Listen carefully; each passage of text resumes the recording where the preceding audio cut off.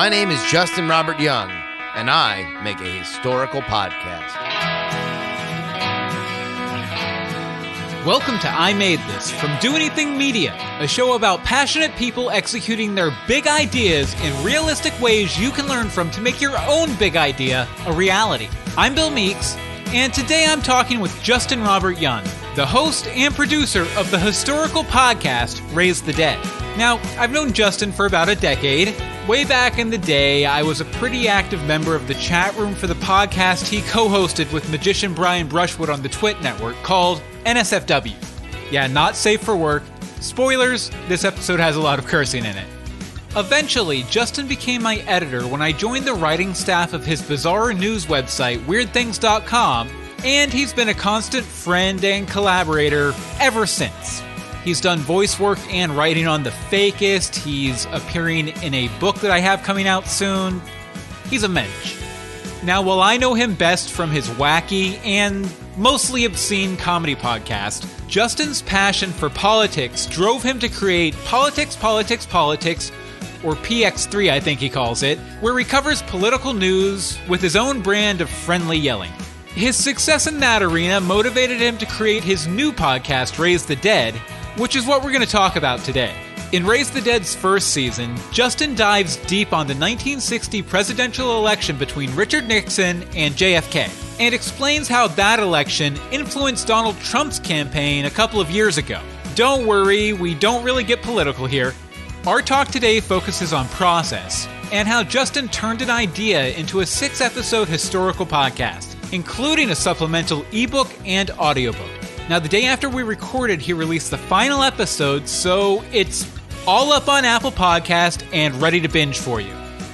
The same week we recorded this, Justin announced that his long-running one-mic podcast, Jury Daily, is ending for the most part, so he can focus more on his political podcast, including Raise the Dead. We'll discuss his decision to shutter the show, and discuss how to say goodbye to a project you care about. Justin also reveals how he broke new ground in soup-related political history. Okay, I made this for you. Take a listen. Well, Justin, thank you very much for joining me today. How are things out there in San Francisco?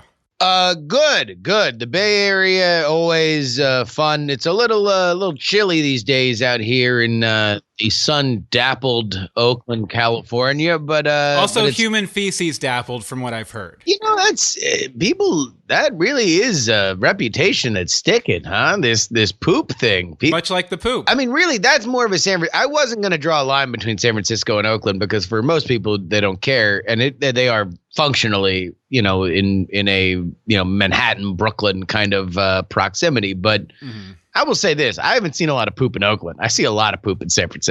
There's a lot of poop in San Francisco.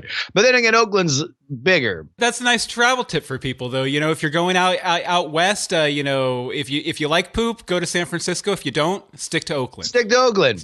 We don't have as much poop. Put it on the sign as you drive into town. Speaking of poop, Justin, why don't you go ahead and let our listeners know a bit about your podcasting history? Because I know you've been at it a long time, long before Conan O'Brien, the Podfather, created podcasting a year ago.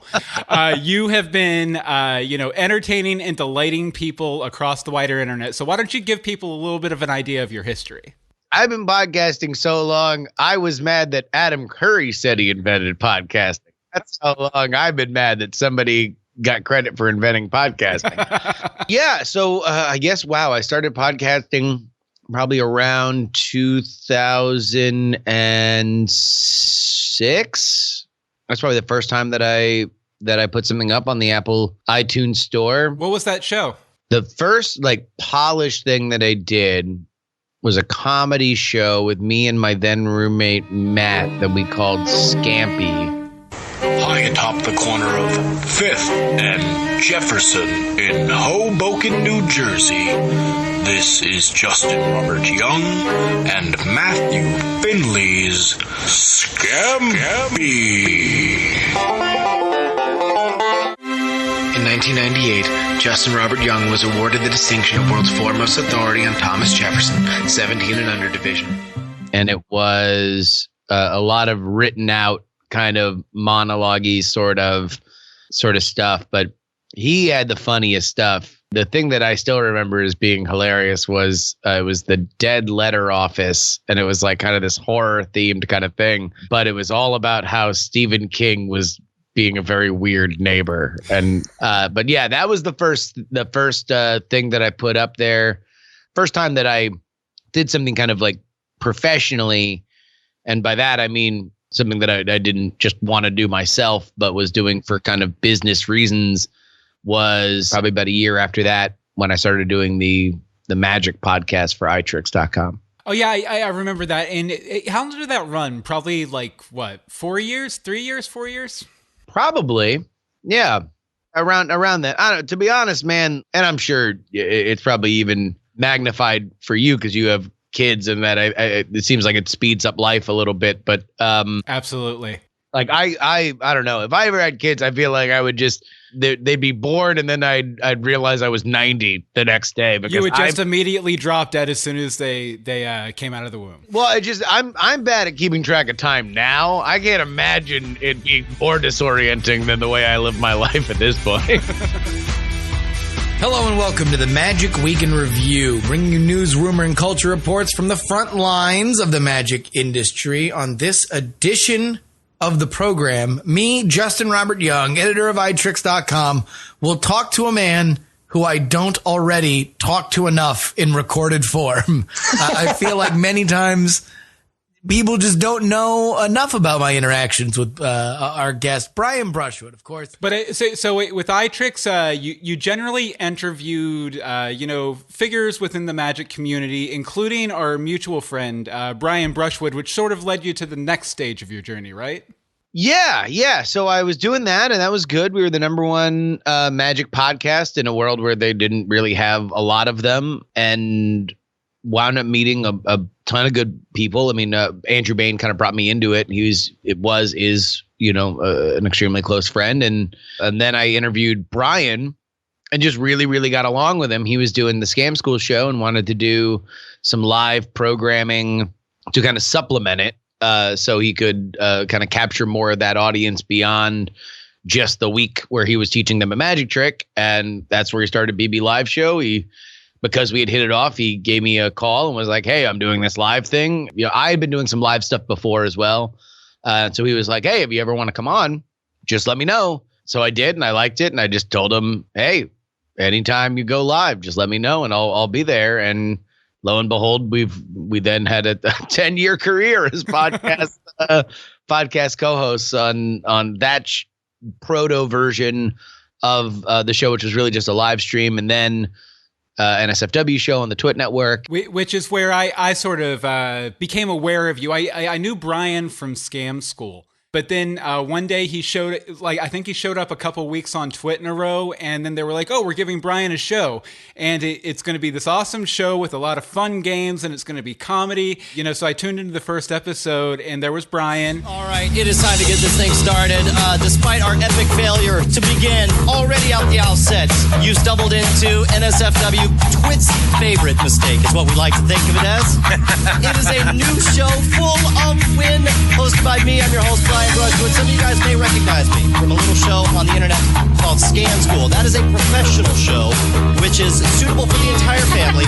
This one is a little bit more of a toddler beating on a drum. Every so often, the language gets just a little bit naughty. I think you guys had a couple guests too, but it was Brian and it was you, this guy I'd never seen before who was very, very loud. Yeah.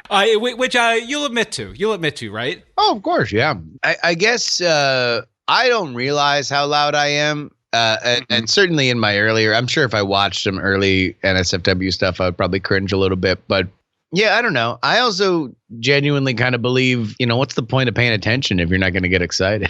Well, that's the thing is, you often call yourself loud. I find you more passionate. You don't get loud to where my ears are about to bleed. You get very intense when you're passionate about what you're talking about, and you're often talking about things you're passionate about. So, one kind of seems to naturally lead into the other from an outsider's perspective. Yeah, that's a good way to put it, because I yell certainly, for emphasis, but I don't consider myself I'm sure people find me irritating, but I don't, that's not the point, I do try to read kind of social cues, but also it's I genuinely don't find a lot of dignity in timidity.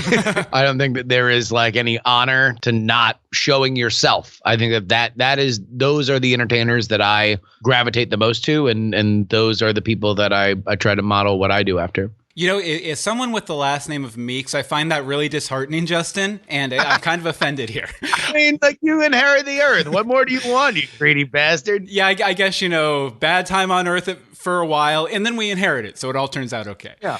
It's a nice story arc there. So you started doing this NSFW show with Brian. To great acclaim, you guys did that for a few years. There was some drama, which will gently glide over here, and then you guys started up your own thing, Night Attack, which was kind of the same show, maybe a little less emphasis on having guests and more emphasis on featuring you guys having fun together. Yeah. And so that's kind of been your brand and your stock and trade for the past 10 years. So what made you want to make a historical podcast like this one? For everyone else, it's just old news. And old news dies and becomes history. But on this podcast, oh yeah, we raise the dead. Man, I'm trying to think of what the absolute genesis of the idea was. It's certainly something that I've had in my mind for a really long time. I've always loved the 1960 election conspiracy because it's crazy and nobody knows it. Mm-hmm. And those are the things that I have this fascination with our understanding of history. And I've always sort of, the way I've kind of distilled it is at some point, we're going to read some tweet thread where we realize that Abe Lincoln was Asian or nobody. It's oh, wow, look at this. There's absolute concrete historical record that Abe Lincoln was from mainland China. Who knew? I guess we didn't really have a whole lot of ways to record it. And it was buried in somebody's filing cabinet. One of history's mysteries. Yeah. Well, I mean, we're in a fascinating point right now in our culture where we have access to more information radically, more than anybody who has ever lived on the planet has ever had, and it's growing exponentially every day. So we are in my opinion, we're in this very, very, we're like kids who are getting drunk for the first time. We have no idea what's happening. We know that there are consequences to it, but we barely understand them. We know that there's a reason why we're doing it, but we're kind of grappling with it. And so the 1960 election, I think, is fascinating because it's very famous, or should be very famous in presidential history. Very rarely do we get a marquee fight like that holds up in history. Nixon versus Kennedy in presidential politics is like King Kong versus Godzilla. There's two very, very famous names that wound up obviously becoming famous after this point. But the election conspiracy afterward, which if you're not aware, is that JFK, by way of Frank Sinatra, employed the Chicago mob to, win a very close election, specifically in Illinois, is something that I can't even now think of how we would replicate it. Is the Donald Trump by way of Justin Bieber had MS-13? There's just no any comp that you could think of. It would be the craziest, wildest thing you'd ever think of in your life. And so the one that just popped into my head was Cardi B arranged the relationship between the Bush family and the lizard people. But same basic kind of example. Yeah, I mean, I guess my larger point is that it's hard to even put that into a modern context. And so that was the beginning of the idea. And then, man, I don't know where, you want to know what? It was probably, I was very inspired by a podcast series called Cocaine and Rhinestones. Mm-hmm. It was about country music history, which I don't give a rat's ass about country music. But I really love a world of creatives and fighting against the system and passionate fans. It's all that, I love. And so this podcast put that in a great context. And so I guess I was thinking I'd never done anything like that. Everything I'd done was very talk radio, live to tape kind of style. And that was what I wanted to do. I know that you've been a fan of documentaries for a lot of years. In the past, you've tried to get me to watch the 30-30 or 30 for 30 series on ESPN and everything. Yeah. So I know that's probably a big influence for you. What are some of the other influences that led you to this project? Well, I mean, I just really like nonfiction in general. So documentaries obviously are part of it, but nonfiction books. I don't read a ton of fiction books, just in general. So really, some of the 30 for 30 stuff is great, mostly because the thing that I would take the most from 30 for 30, and the reason why I would recommend it to somebody like you that doesn't give a crap about sports. You can say rat's ass, that's fine. Yeah, doesn't give a rat's ass about sports, is because it's not about the sports. It's about the humanity. It's about people. And that's kind of what I took from stuff like that is that if it's just about, stats and where they rank all time, then you're not really going to be playing to the audience that I think is going to appreciate it the most. And I think you're going to be doing a disservice to the story. And that's really what I found in Raise the Dead is you have not one, but two characters in Kennedy and Nixon that both, I think, deserve some regression to the mean. Nixon in 1960 is not Nixon who has the Watergate scandal, right? The Kennedy that gets murdered in Dallas and becomes kind of a political saint is not that guy in 1960. And so there was, I think, room in 2020 for me to kind of complicate Kennedy a little bit and maybe give some context to who Richard Nixon was in a way that wouldn't just be viewed as like propaganda against the Kennedy campaign or being in the pocket of big Nixon. And Nixon was big. That is a historical fact. Sure. Oh no, big dig. Okay, so once you decided, the topic you wanted to cover, how did you go about sort of planning the show and coming up with your format and everything? Man, that was a journey. So the first thing I did was just read. Just read. And then in discussion with my senior strategist, Tamar, as I was talking about my research, I kept kind of bringing up for context parallels between Trump and Kennedy and Hillary Clinton and Richard Nixon, and specifically the 2016 election. And so it was at her recommendation that she was like, yo, you should make that a part of the show, because I think that will bring people in a lot more if you're talking about you're bringing context to like, hey, maybe JFK and Trump, their campaigns were fairly similar. And it's also a little provocative in this day and age too, just to call out that really notorious election from a couple years back and be like, no, this is something that kind of got its start back in the 1960s. Yeah, and here's the dirty little secret is that and as I'm researching the season 2 now, nothing's new. Everything happened before, and there's a little bit of a theatricality for me to wave my arms like a magician as I point at the connections, but certainly that is the secret, is that because the stuff I'm doing now has tremendous parallels to stuff that's happening as we speak, and so hopefully I'll be able to rush that out before it becomes old news. But it's only provocative now because we're in a political boom, in my opinion. That there is a large portion of folks who care about politics now for whom politics were created when Trump was elected, right? Yeah. Or that election in general, the run up to that election, which was so highly watched and publicized. And this is not me slamming anybody. I think it's just because that election had a lot of compelling elements to it and was publicized as such. Similarly, Kennedy and Nixon had a lot of compelling elements. And, as I explained in the series, I think that there's deliberate strategy on the side of both Trump and Kennedy to make sure that those provocative elements were highlighted. When you're taking a historical look at, a political situation like you are, I definitely don't see anything weird or wrong or anti-ethical about, making a big provocative statement to kind of draw people into the story you're telling.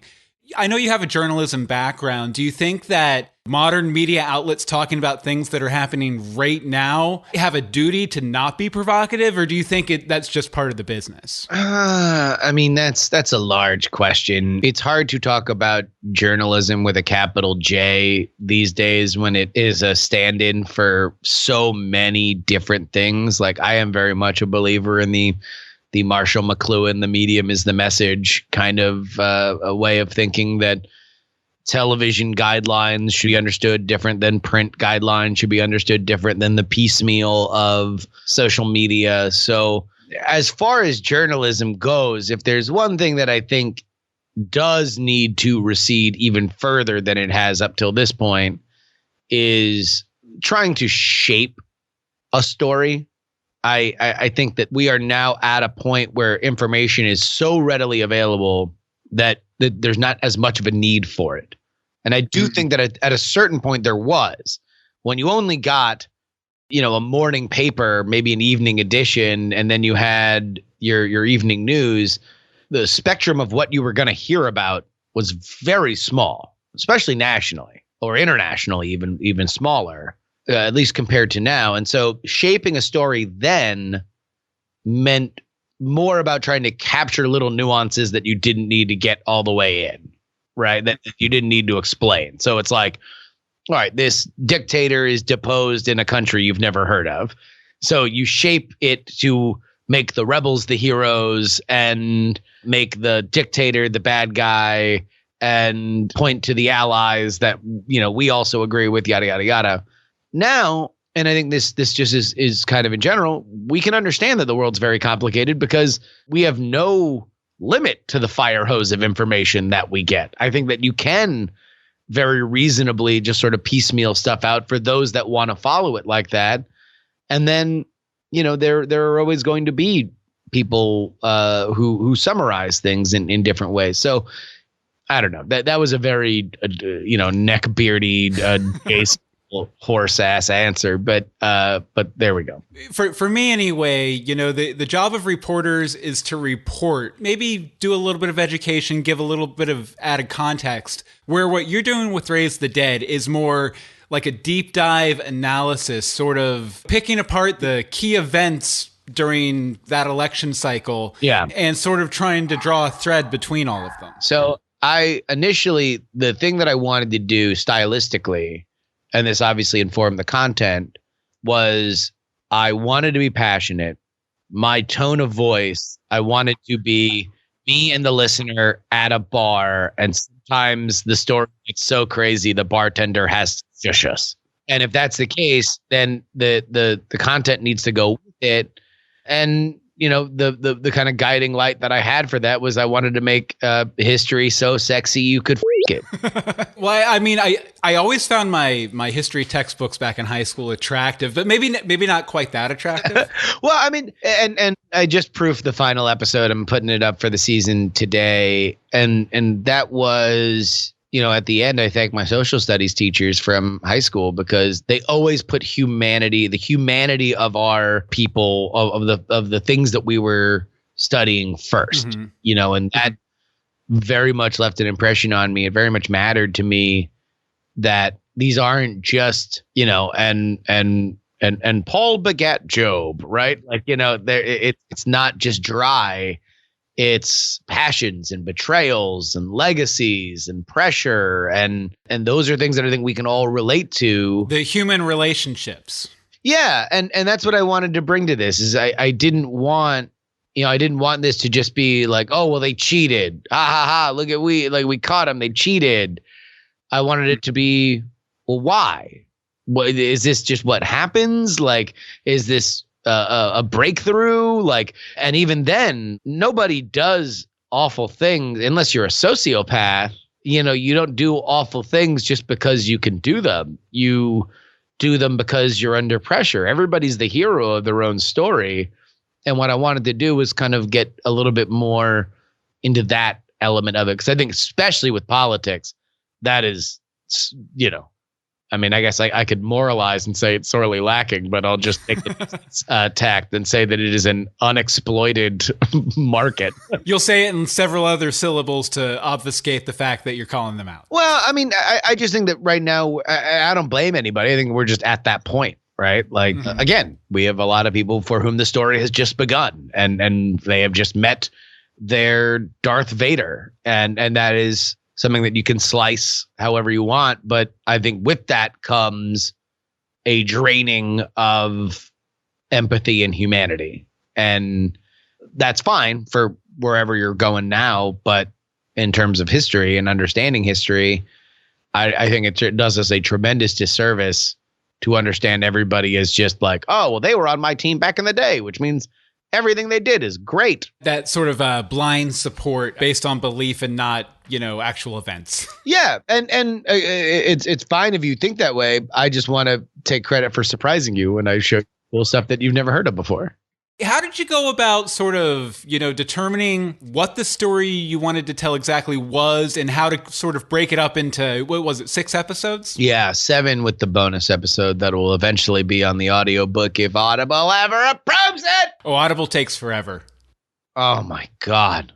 I didn't realize that. I should have submitted that audiobook like a month before I put the podcast out. I was going to say, I think the last book I posted on Audible took about a month for approval, so you might be waiting a little bit longer. Yeah, well, awesome. Anyway, yeah, so 7 episodes is what I produced. I produced 7 episodes, and it took a while, to be honest with you. Initially, I was going to tell everything chronologically, and that effectively, in terms of kind of the stagecraft of it, would mean that we would follow a lot of characters every episode. Right. Game of Thrones levels of lots of characters. Yeah. Right. And even Game of Thrones went 12 episodes per season. Like, so I initially wanted to not produce this myself. The idea that I had was, let me write it out. Let me record it. And then let me be a big boy and with big boy money, hire a producer. And so I wound up going through a friend of mine. Through total happenstance, I happened to be college friends with the producer for the series. Well, now it's Fiasco, but on Luminary, but it's the team that previously did Slow Burn, the first 2 seasons of Slow Burn. That was the Clinton one, right? Well, Nixon and Clinton, and then they left. That team left, and Slow Burn, I think, is still going. I think they did Biggie versus Tupac or something like that. But they left, and now they're doing Fiasco, and so they did one on the Florida Recount, and I guess they're doing one on Iran-Contra. Anyway, my buddy Andrew hit me up, and I'm like, hey, I'm looking for a freelance producer.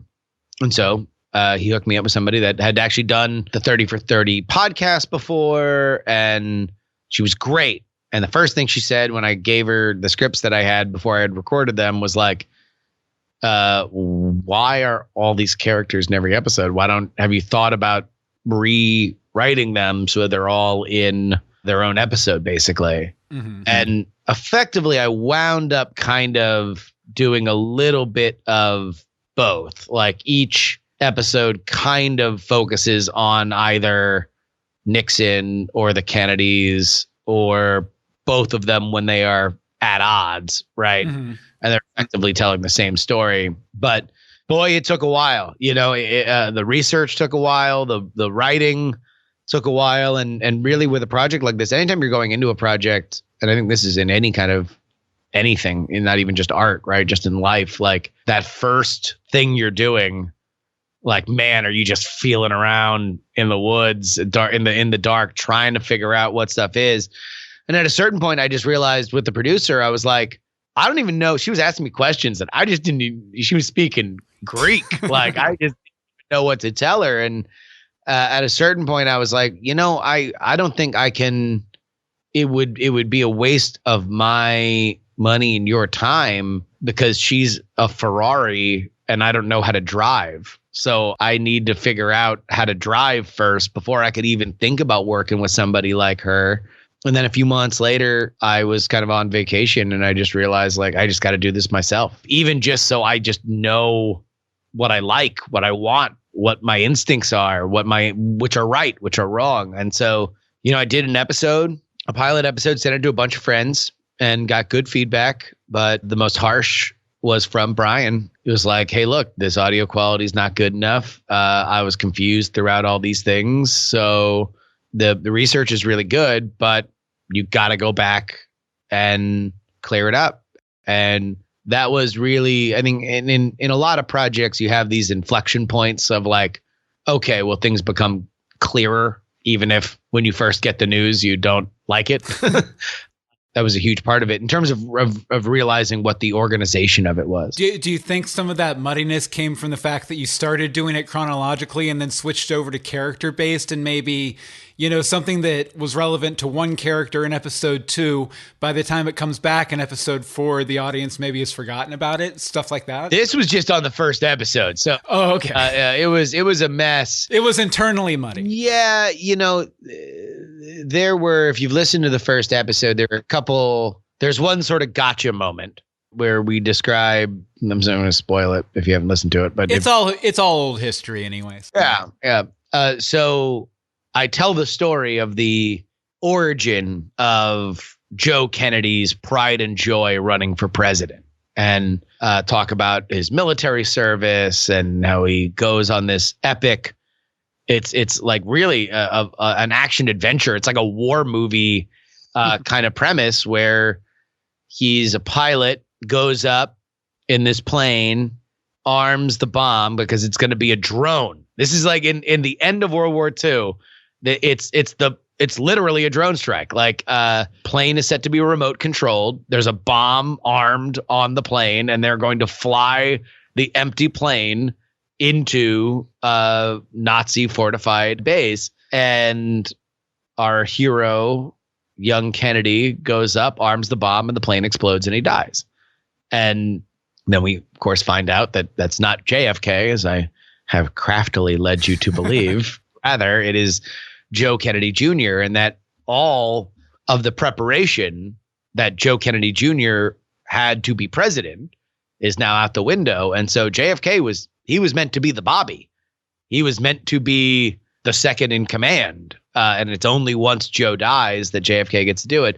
So there's little stuff like that where it's like, I had that after I had done an intro describing the 2016 election and then revealing, oh no, I'm actually talking about 1960. And so that was a Brian note that, hey, you can't do two gotchas, right? Mm-hmm. Like you have to straighten that out. And then also I had Nixon in that first episode, and that was a huge decision to make. And it ultimately wound up shaving down the amount of Nixon content that I had in the series in general, because the Kennedys really move the story. There are a couple really, really good Nixon stories, but the Kennedys are kind of our protagonist in terms of the people that are moving things along. But initially in that first episode, I had a whole thing about Nixon's origin and his first campaign and stuff like that. And I just realized I could mention Nixon, and he is mentioned in the first episode, but ultimately I had to kind of clarify stuff. And that was probably the biggest lesson, was learning the difference between the written word and the spoken word, mm-hmm. and learning, especially when you're dealing with history and you're teaching people things, God, you got to walk slow. And based on my tone and style and speed of speaking, walking slow is... That's not Justin Robert Young's MO. No, but you have to learn it, and you have to find that connection point between you and the audience. Yeah, and that's one of the challenging things about sort of crafting a narrative in audio only too, is, with a book, if the reader gets confused or lost within the story, they can go back a couple paragraphs, kind of try and figure it out. Yeah. With audio, people can, but they don't. And so I think it's good that you learn that lesson, that, as the person presenting the narrative, you sort of have to hold their hand. And if you think you've checked in and made sure they're still with you enough, do it one more time. Because there's always somebody who's they're going to be distracted, or you're going to get them thinking about another thing, and they're going to tune out for 20 seconds and they're going to completely lose the thread of the thing. And that's the thing that one of the things that really helped me with this project was I wrote out the script as if it were a time travel movie. And I was like, okay, well, if we're going from 2016 to 1960 to 2016 to 1960, at what point, if I were watching this and we were a protagonist and we literally had to get into, you know, a phone booth or a car or something to go back in time or forward in time, at what point would I be like, Jesus, just dude, stay somewhere for 5 seconds? Like, and that was actually helpful for me as a consumer because it gave me a handle on getting away from being a slave to the research and more to being a average consumer. Because that's the biggest thing is that, man, when you spend so much time reading and so much time taking notes, there really is this like drive to show your work and really just want to like bring all your notes to America and all countries around the world and just have them pat you on the head and put, you know, magnetize it to the fridge so they can be very proud of you for all the hard work you've done.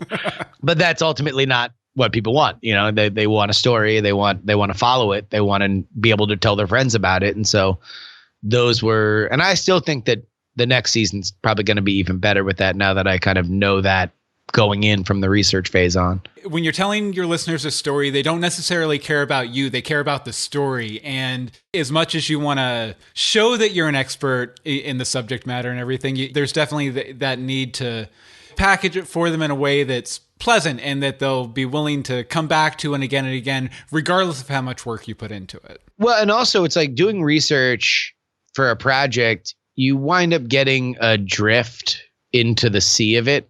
And lose the coastline a little bit. And so you start to think, at least I did, like, well, obviously everybody knows. Like, you know, it's like, no, they don't. Like, you need to spell it out. I mean, hell, one of the funniest things I got was that there were a lot of people who listened to this show and just didn't know that John F. Kennedy's nickname was Jack. Oh, wow. I hear Jack Kennedy all the time. But yeah, people don't know what they don't know. Yeah, exactly. And it's like, and that was a big thing. I got that a lot. It's like, oh, I thought you were talking about two different people. And then I realized that John's nickname was Jack, which I've always found weird. Like, I don't blame people for thinking that because like, why do you get two first names? Like, that'd be like if you got Bill and Ed, like it just like, they don't even really like, you know, like they're not a contraction of the other one. They're just two 4-letter names. Yeah, my name's Larry, but people call me Steve. You know what? Yeah, right. So you mentioned, you know, sharing the pilot episode with Brian Brushwood. Were there any other sort of beta listeners you used to kind of give yourself a sanity check and make sure you were going along the path that you meant to? I listened. Yeah, a lot of people I listened. I showed it to, and there really is such a value of understanding the kind of feedback you can expect from certain friends, especially if they're in the creative fields. But ultimately, the people that and I wound up thanking them in every episode. But John Teasdale, my co-creator on the card games I did, Contender and Action News, Tom Merritt, the host of Daily Tech News Show, and Brett Rounsaville, who I've known almost as long as I've known Brian.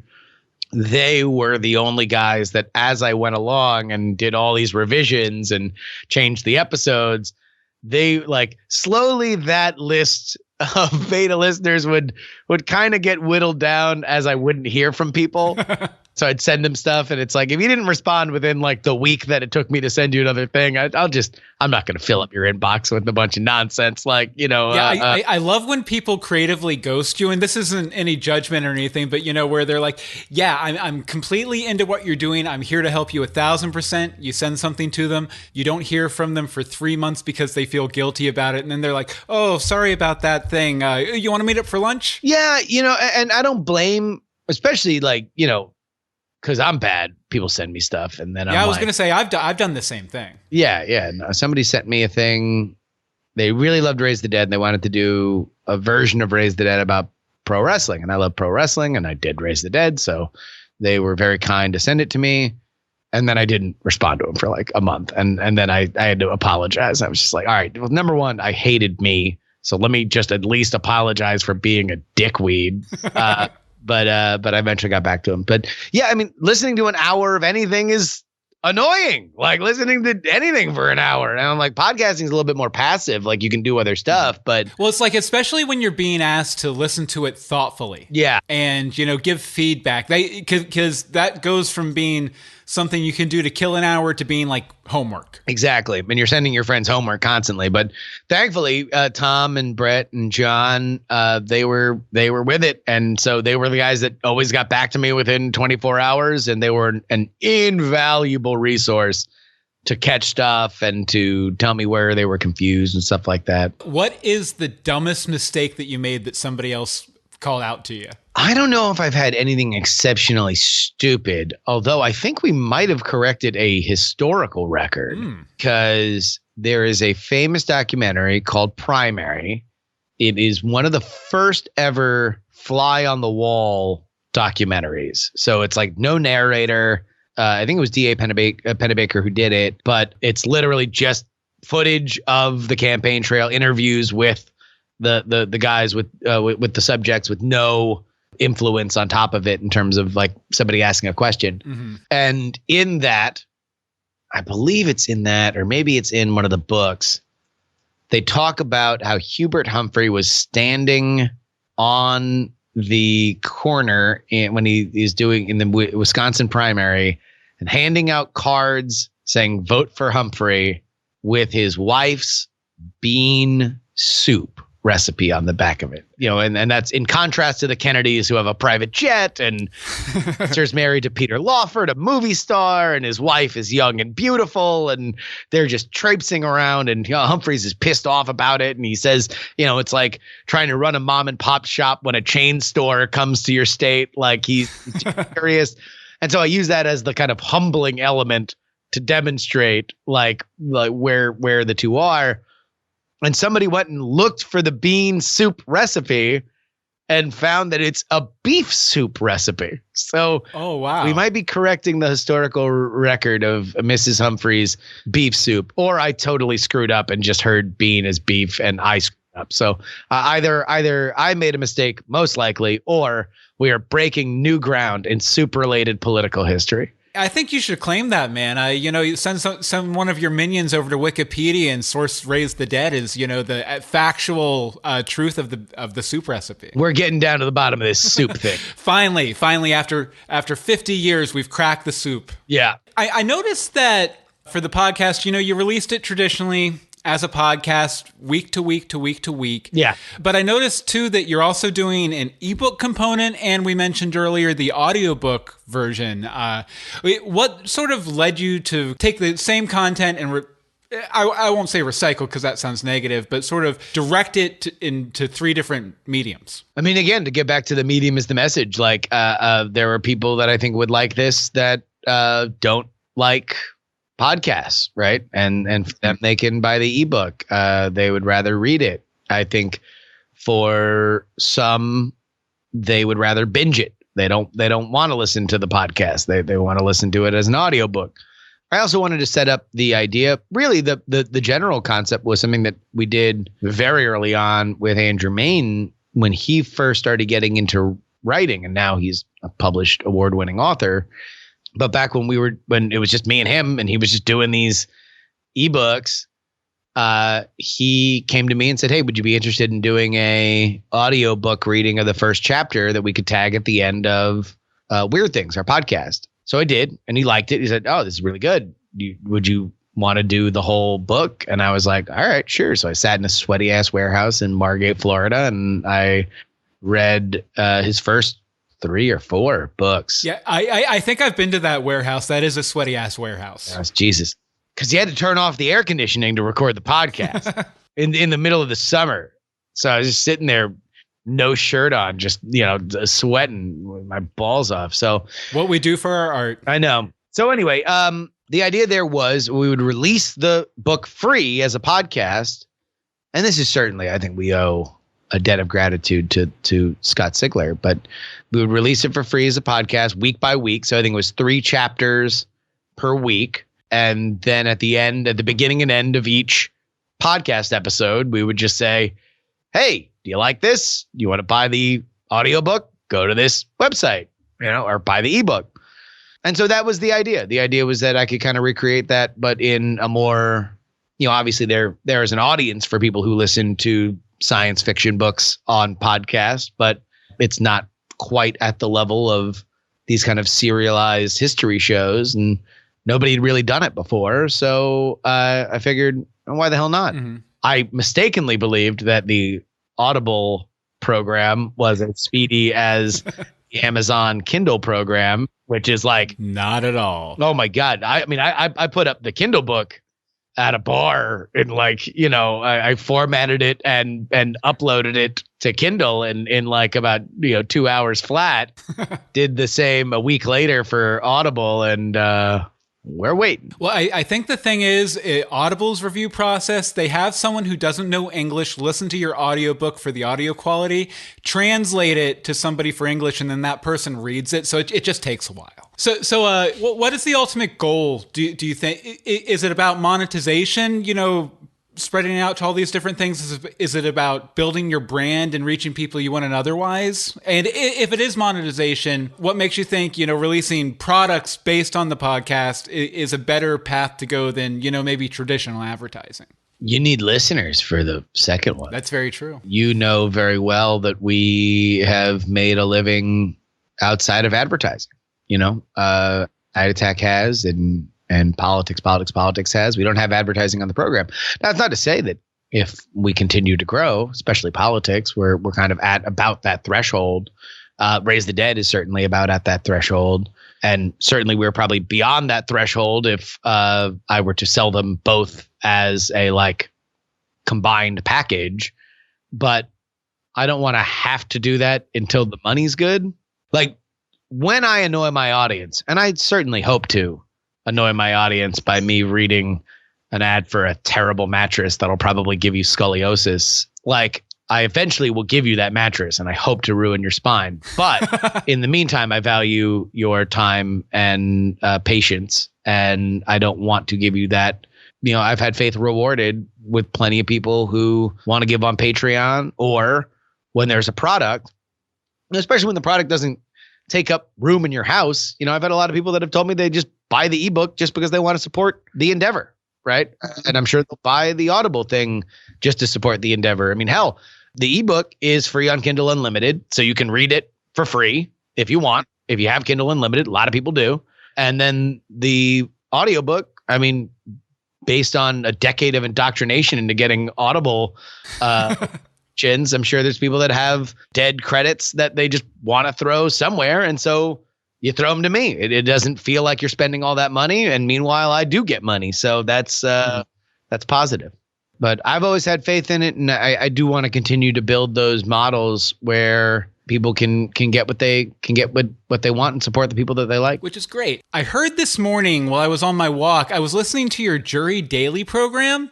Yeah. And I heard an announcement that was going away. And part of the reason you said it was going to be going away was so you could focus more on your politics show and the Raise the Dead season 2. Yeah. So I was kind of curious, you've had that jury show for quite a long time. What's it been, 6-7 years now? And I'm sure there's a lot of listeners of yours and fans of yours that know you only through that show or engage with you the most through that show. So what sort of led you to that decision? And was there any concern to you that you were going to be leaving listeners behind? Tremendous concern, still is. But last year I made decisions about podcasts that I loved doing. Absolutely loved doing, including Unfriend Me with Scott Johnson and 1-900 Wrestling, with my pro wrestling podcast with Willie Dills Gregory.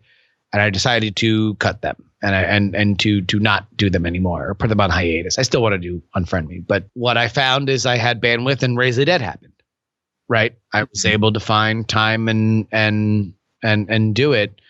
I think that there's a danger for a lot of podcasters. Maybe this is a generational thing from when I started doing it, that you start doing a project and you do it forever. And I think all projects are living, and you need to feed them and you need to nurture them, and your connection with the audience will wane if you don't.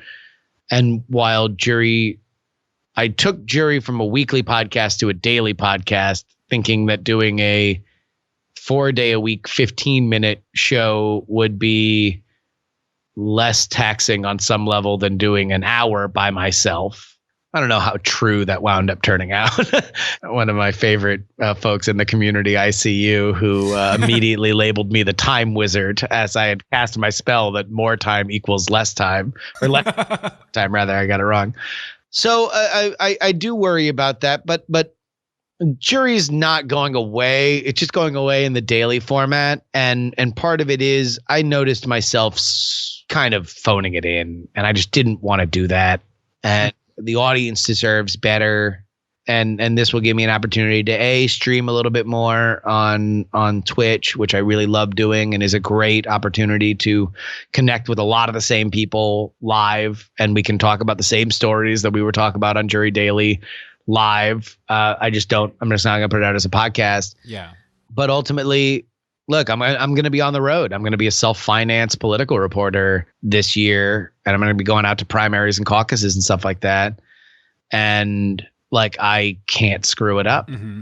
And then I don't want to put at odds me creating that content that is going to be, again, self-financed and there for the people that have put in a lot of money with then trying to sacrifice Jury Daily or phoning in Jury Daily or having it suck or taking episodes off. Like that's not what I want. And so it might have been a little bit preemptive, but I think I was going to hit a real squeeze point, sooner rather than later. Well, I think too, because I've shuttered a few podcasts over the years, and the thing that occurred to me, once it occurred to me that it wasn't the best idea for me to be doing this show anymore, either from a personal level, a time level, or, we did a lot of fan casts. Maybe I fell out of love with the show that we were covering. I felt this duty to my listeners to keep going with it. But at the same time, if I'm not 100% there and 100% believe in what I'm doing, they're probably not going to enjoy it as much as they have been anyway.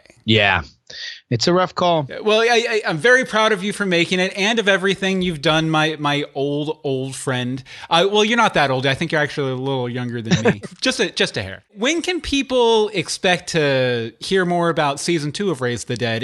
Assuming they go and listen to it immediately after the show like they should, and they love it as they should. Very soon. Very soon. But go ahead and get on my newsletter, free political newsletter, freepoliticalnewsletter.com. And that'll probably be that, and politics will be the place where I talk about it. Excellent. Well, thank you very much for joining me, Justin. I hope you have a great day. Thank you, buddy. All right, man. Gotta run. Peace.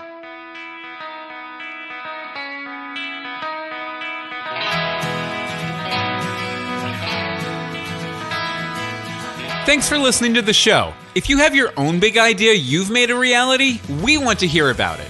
Let us know by emailing imadethis@doanything.media. We'd love to share your project, or maybe even talk to you about it. You can follow the show at imadethisshow, all one word, on Twitter, Facebook, and Instagram. Again, that's at imadethisshow.